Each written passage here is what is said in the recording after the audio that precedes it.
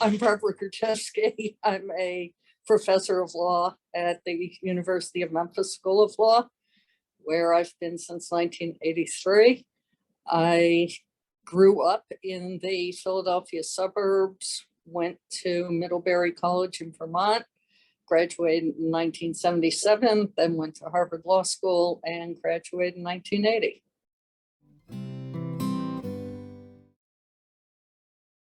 Now we're dealing with the early 70s.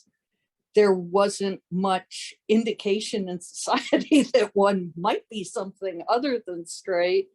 So I, had good friends, took the classes I liked, was very involved in school, but didn't really pursue or have an interest in relationships. The one person who at the time may have considered a quote boyfriend, although we weren't intimate, is now an out gay man. So I think it was we attracted each other, and the lack of intimacy is now easily explained. My senior year, there was a woman I fell in love with, and we took it from there. And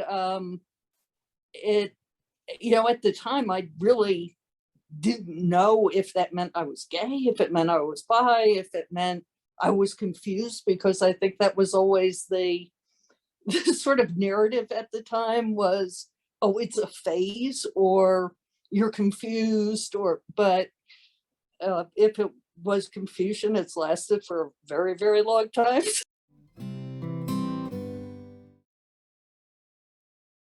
When I got to law school, I really knew nobody.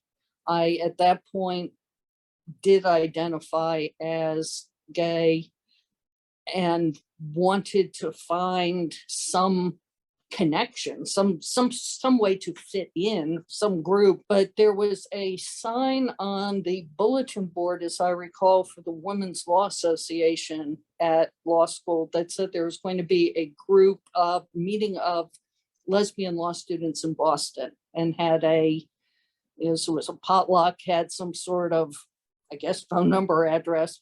But so that was my first sort of step into the world. One thing that I was very active in law school, even though it wasn't directly with Harvard, is, it's the Anita Bryant time, Harvey Milk realization, or at least to me, the realization that visibility was important. There was a Gay and Lesbian Speakers Bureau run. I'm not sure who ran it. I think through the Gay Community News newspaper in Boston, but I would go with a guy who was, I think, a social worker in Boston, but we just go to places and just say, here, we're gay, ask us questions.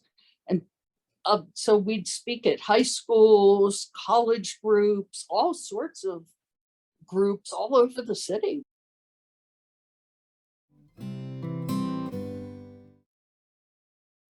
The idea that family in whatever chosen form should get protection, and that the artificial insemination was certainly one way that a lot of people were expanding families that the law hadn't quite caught up to.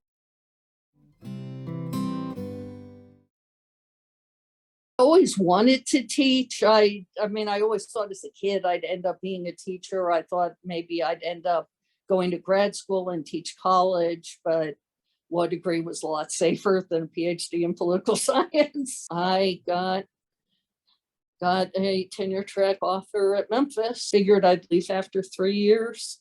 3 turned to 30. And, so I'm still here.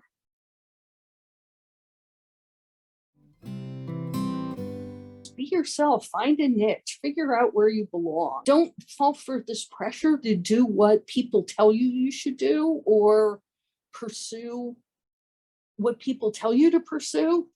Try to be yourself and figure out where you belong and how you can do some good. I think, there's lots of ways of helping. Times I probably feel guilty for not being super activist, but I think, training people to be good lawyers and fairly represent and think through things rigorously and not fall for, garbage and stuff. I think that is valuable too. So I guess it's, find your niche. That's I guess my best advice.